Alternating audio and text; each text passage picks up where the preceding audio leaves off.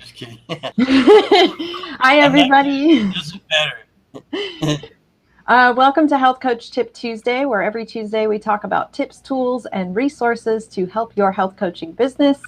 Today, I have our founder, Reed Davis, with us to talk about improved childhood wellness, the FDN approach. How are you doing today, Reed? Fantastic. Thank you, Jess. Great to see you here and all the lovely folks. Yes. Looks like we are streaming and ready to go. So we are on Facebook and YouTube. If you guys are joining us, let us know where you're joining from. We'd love to hear from you in the comments.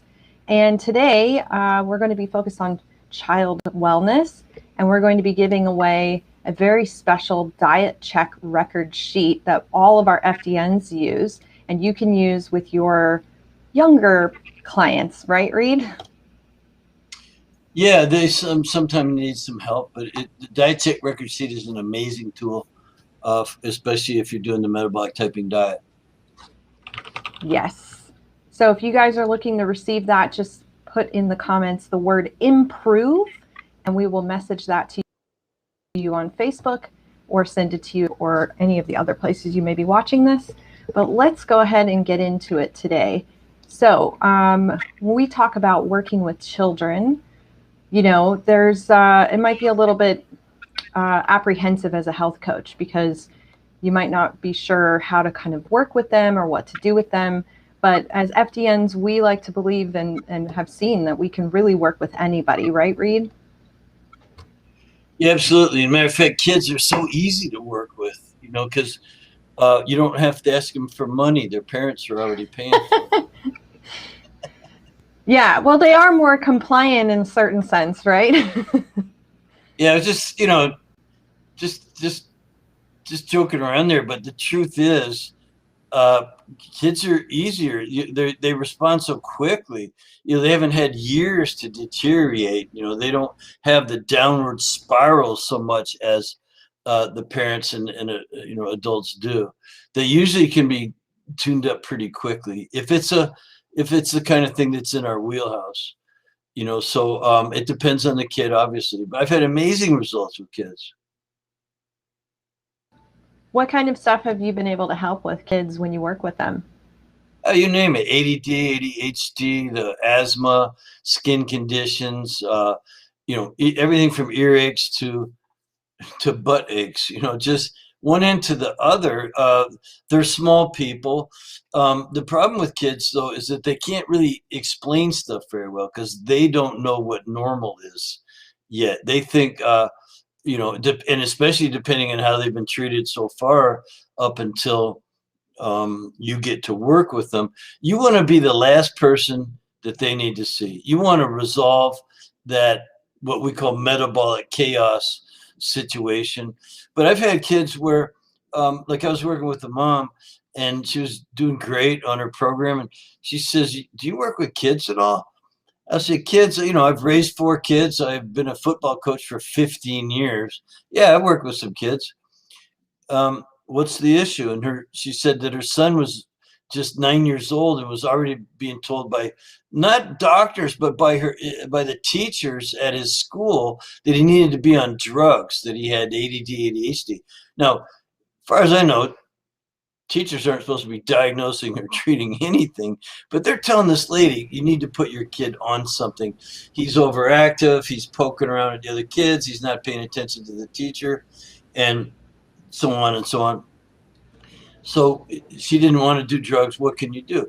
We did a couple of tests for food sensitivities and some environmental sensitivities and things. Got him off of some foods, got some things out of the environment. And I give you my word, within 3 weeks, the principal of the school was calling me and saying, "What'd you put little Billy on?" As if it was some magic pillar. And, that's not how we work. We don't use a take this or that approach. It isn't just about what supplements you're using or, that's just a different way of thinking. We go for the root causes or get as close to it as we can. Some of them are very, very difficult um, to figure out. But with kids, sometimes it's easy. I've seen the exact same thing happen with asthma. Matter of fact, there was a kid on my football team, and his mom asked me, she was calling to excuse him from practice, like on a Wednesday night. And he can't make it to practice, but he's worried about, can he still play in the game on Saturday? And I said, well, no, he can't miss the plays. You know, like we put in new plays every week, you know, offense or defense. We work on things, and you need to know what the calls are so that on Saturday you can be, you know, go out there in the field prepared. I said, no, I'm afraid he can't play Saturday if he misses practice. And oh, she's gonna be so upset. I said, well, what's the problem? What, asthma attacks. He's got asthma. I said, well, you know, what do you do about that? Oh, he just uses this inhaler, but when he's exercising, it doesn't really work that way. I said, well, why don't we try to find out where his attacks, what's triggering his attacks? And she was, I don't know, you could do that, you know? Yeah, so same thing. Run some labs. Turns out this kid is very sensitive to a number of things in his diet and environment, and so he never missed another practice. He never missed another game. He was one of our studs, we call him, you know, on the football team. Great, but he went on to have an amazing high school athletic career and never had another asthma attack. And the mom brought me his siblings, her husband. I had the husbands coming up to me at a game. I was an assistant coach on that team, but you know, he thanked me, man. You just, you know, saved the whole family, kind of a thing. So kids are easy in some respects. Yeah, that's awesome. And what a great story too. You know, asthma is such a big prevalent sort of issue that, you know, not just kids, but adults deal with too. And they don't realize that simple things like things in your diet or in your environment could be affecting that from getting better, right? And then you just quell it with medications and not really pay attention to what the root causes could be. Yeah, and so many conditions, when they're not handled as a child, turn into worse. When they get to be a teenager, things are worse. When they get to be a young adult, things are worse. And I've seen people in their 70s with, you know, colostomy bags and their anus sewed up because they never handled their digestive complaints for 50 years. You know, and and actually I've seen things that are just sort of digestive and, you know, immune system and nervous system issues in a 5, 6, 7, 8, 9-year-old that are only going to get worse if all you do is treat the symptoms. And it could literally take a lifetime before they start removing body parts, but they will. Yeah, no, and it's always great if you can catch that when you're a lot younger. So I know that blood sugar can be a huge issue, not for, you know, for everybody, but especially for children, you know, and getting the right type of diet, making sure they're eating whole foods, not snacks, can be a really big thing. How would you kind of approach that with a child or even helping parents to do that? Because I know this can be kind of a family change also. You know, that's, well, blood sugar is a tremendous issue for everyone. There's only so much flexibility in your ability to handle blood sugar. So there's a built-in resilience. You know, blood sugar could go from, let's say, 90 to 140 and back down, no problem. That's quite a variation. You talk about resilience. Like if you tried to do that with let's say the pH level of your blood, man, pH has about this much resiliency. Your blood needs to stay at about a 7.4 on the pH. If it went up to 7.5, you'd be hurting. If it went down to 7.3, you'd be hurting. You know, like it's got a very, very narrow range. So there's all these homeostatic controls in place to maintain a very narrow blood pH level. But the tolerance and the resilience within blood sugar is much wider because you got to eat. Your blood sugar is going to rise. It's called postprandial blood sugar elevation. Insulin is going to kick in.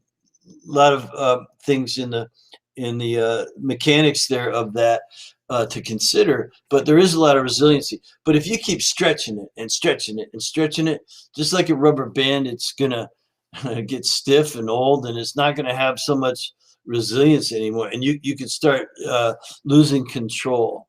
It's called glucose homeostasis, and it needs to be kept in check for sure, or you can have real problems. And so having said that about that's a little bit of the physiology. Sugar is kind of an evil thing. It's very addictive. It's as addictive as anything. And if I was a parent today of a younger kid, I would say, hey, you know, you might as well treat it like smoking because it's about that bad. You wouldn't let your kid get addicted to alcohol or tobacco or anything else that's harmful. And sugar isn't considered as harmful, obviously, as alcohol and tobacco, but it's just as addicting. And you know, again, you've got this resiliency that can handle some, but you could easily turn your kid into a diabetic if you don't watch out, or other problems. Um, and so you mentioned, you know, blood sugar levels. Was there something else about it you want to talk about, or, you know, as far as kids go, don't let them eat it because it's bad. Well, yeah, and it seems like I remember growing up that there was just so many food products or snack products that were geared and marketed toward kids that are just filled with sugar, filled with, you know, terrible preservatives and things like that. And I've seen a change in parents over the years wanting to get more healthy snacks for kids. And there's definitely more options than there used to be. So, you know, it's something Yeah, that everybody needs to be aware of. yeah, healthy snacks for a kid. It's called apples.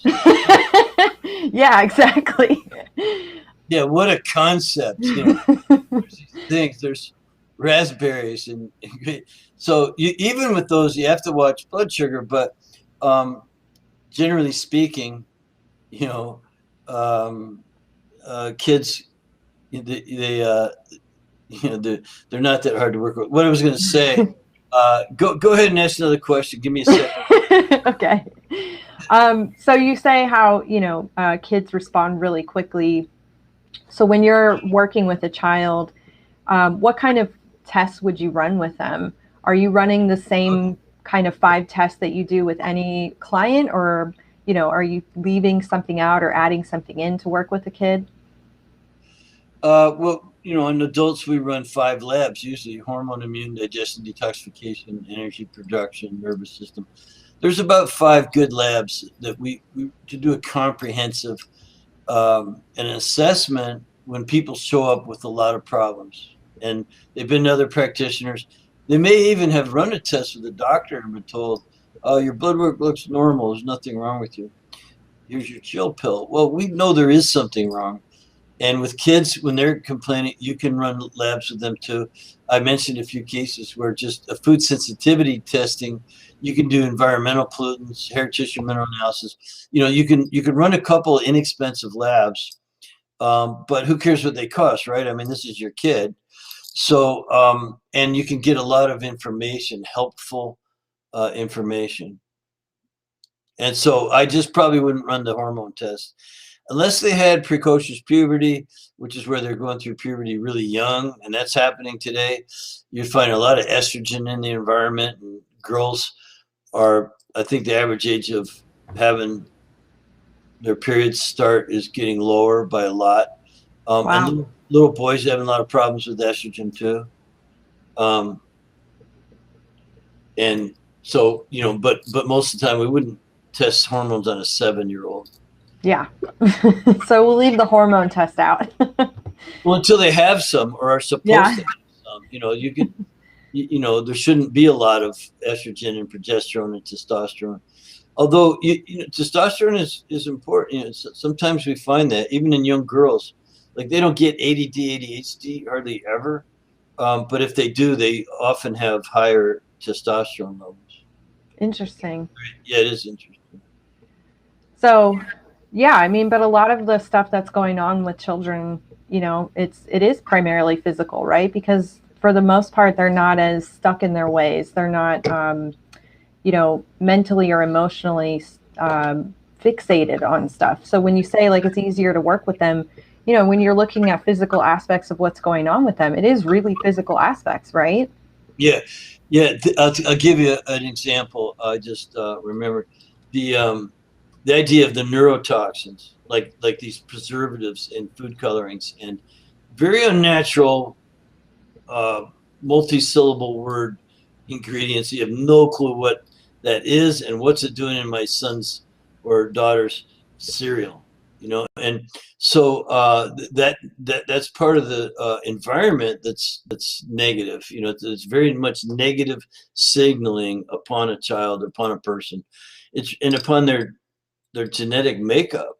um, so I had a client once, actually, and she was a principal of some charter schools. So it was a charter school company. They had 5 different schools, and she was the principal of all 5. She spent one day a week at each school during the week, and they were private charter schools. Um, People were paying good money to have their kids go there, and she would sit in sometimes on disciplinary meetings. So she was at the school one a week, and she'd sit down to parent teacher conferences where the kid's having a problem, and they're bringing the parent in to go over it. And she started asking this principal, because I was teaching her a lot about natural sources of food and all this stuff, how it affects the nervous system and digestion and your immune system and what have you. And she started asking these quote unquote misbehaving problem kids, what did you have for breakfast this morning? And what percentage, just do you think, said some kind of crappy sugary cereal or Pop Tart or something? Like 100. Like 100%. 100% said they had nothing for breakfast, or they ate some crap, something convenient that looked, colorful and tasted sweet. And that was it. 100% of the misbehaved kids. So that's got to tell you something. Eh? Yeah, food is such an important part of anybody's health journey and anybody's daily health regimen, but especially for children because they're still developing. And, it is the most important thing to start with any client, right? When we talk about how FDNs work with clients, we talk about dress. So we start with diet, and especially with kids, like what are they putting in to really develop themselves, to help develop their brains and the way they think and how they interact with other people. It's so important. That's why we wanted to give away today the diet check record sheet. So for those of you who have been watching with us, you can drop the word improve below and we'll send that to you. And if you guys have any questions, that you'd like for us to answer, go ahead and put them in the comments. And we're just, going to keep talking about improved childhood wellness and how FDNs approach that. I know one of the big things that when it comes to kids especially, but also for adults is, getting outside and playing and not being so tethered to a screen and playing video games or, sitting on a cell phone or an iPad. It's super, super important, isn't it? Yeah, absolutely. It's a really good point you raised. When I was a kid, I grew up in Canada, and we had recess twice a day. So ours was an all-day school, I think from kindergarten on even. And every day we had recess twice a day. You had to go outside and play. And we played soccer, and we played kind of this hockey, it's Canada, right? So we played a lot. We made up our own games and all these things. But we're outside playing twice a day at school. And then what do you think we did when we came home? Went back outside. Like I said, my dad made a skating rink in the backyard. The neighborhood always was after school every day. We're skating or we're playing hockey in the street. We call it street hockey or ball hockey, and then weekends we went on hikes. We hiked outdoors, and we were all really healthy. I don't remember a sick kid. I don't remember a fat kid. I don't remember an ADD kid. I don't remember any of that stuff. It just wasn't around back then. So today kids aren't getting outside. You want to know what? To this day, if I don't go outside and play for 2 hours a day, I feel like crap. Like my wife would tell you, Reed, he goes outside and plays 2 hours a day. to this day. That's a long time after, kindergarten, and I still have to do it. And it's the best thing in the world for you. I start very early in the morning, and that way by 2 o'clock, I'm done. I can go outside and work in my garden, play on my tractor, clear brush on my property, or ride a bicycle, work out. I have my own gym. I have a trainer come over twice a week, things like that. Man, if you're not getting outside, getting some sunshine and fresh air and exercising, you're not as healthy as you otherwise would be. Absolute. Remember, we said signaling, so we're getting signaling. It's your genetic potential influenced or signaled by the environment and your lifestyle. And those signals are, positive or negative. There might be some that are neutral. But, when it comes to food, that's a two-edged sword, right? It can be a really great positive signal. All the vitamins, the minerals, the essential fatty acids, the amino acids, the antioxidants, the phytonutrients, the trace elements, all the things that are in food can be great signals, and exactly what's enriching and nourishing and nurturing your body, or they could be working against you. Too much stretching of these metabolic boundaries that we have, the resiliency that we have to maintain. Yeah, and it's so important that you have that balance. We all have to work, and more people are working at home than they ever were. More kids are at home than they ever were doing school, but it's so important that you find that balance to go outside and have a little bit of a break. We do have one question from Claire.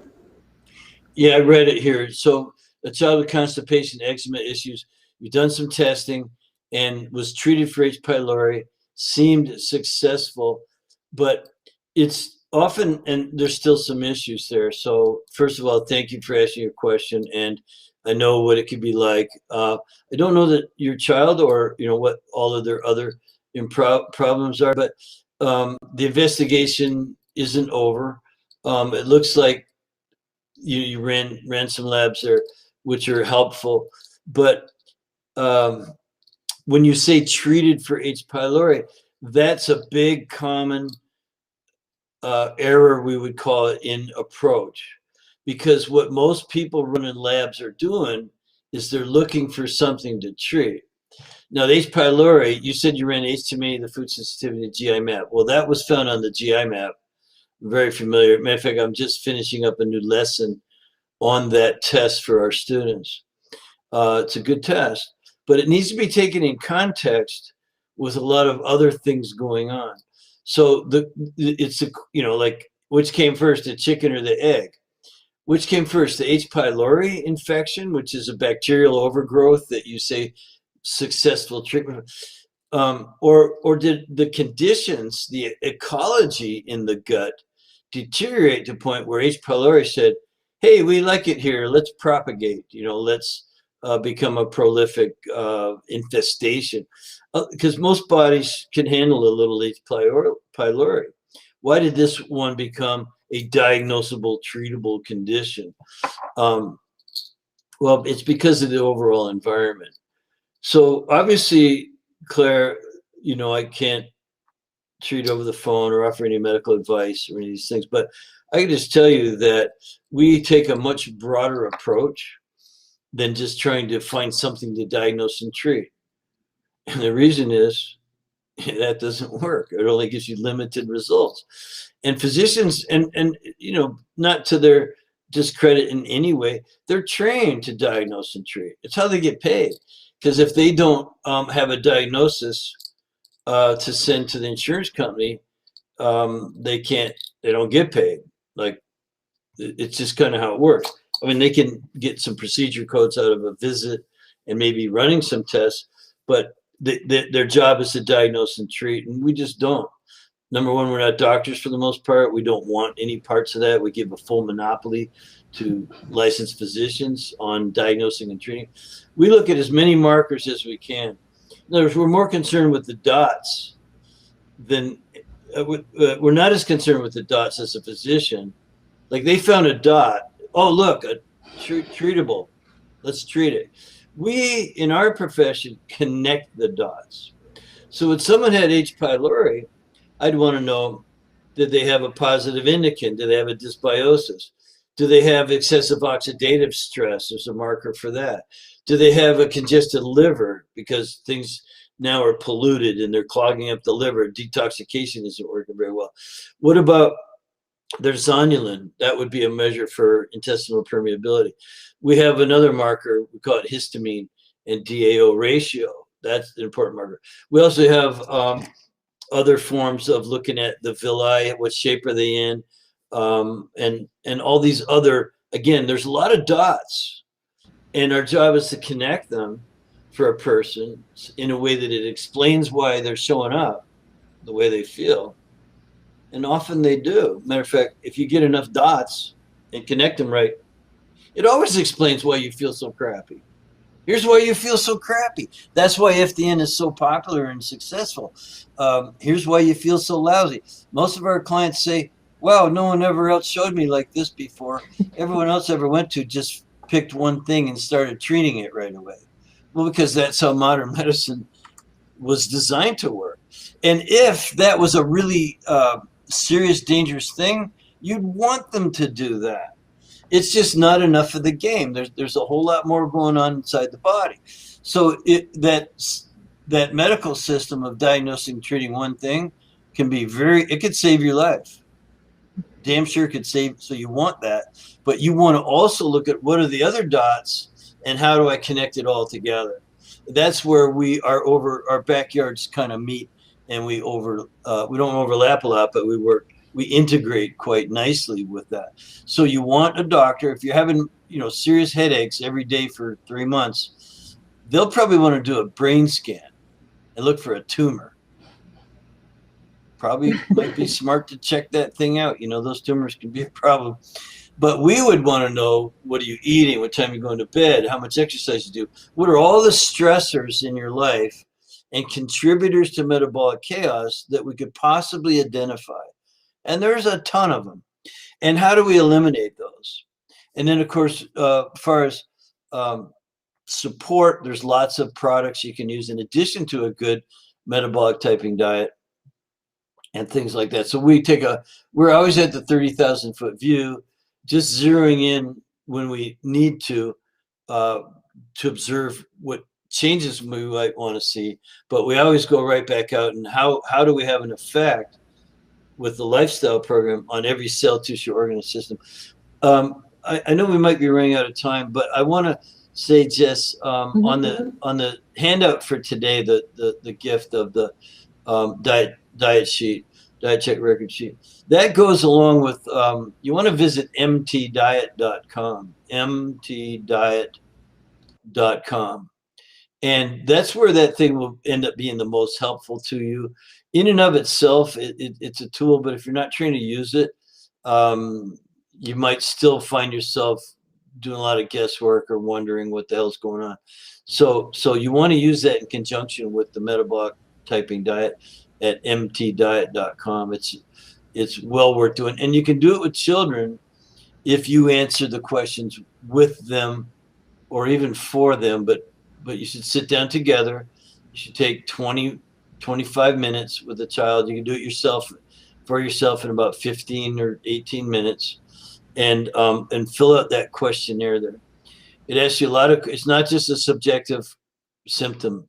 It's actually all kinds of things about your physical characteristics, your dietary traits, your psychological traits, and things like that. It's a very sophisticated test developed over probably almost 40 years now of putting it all together.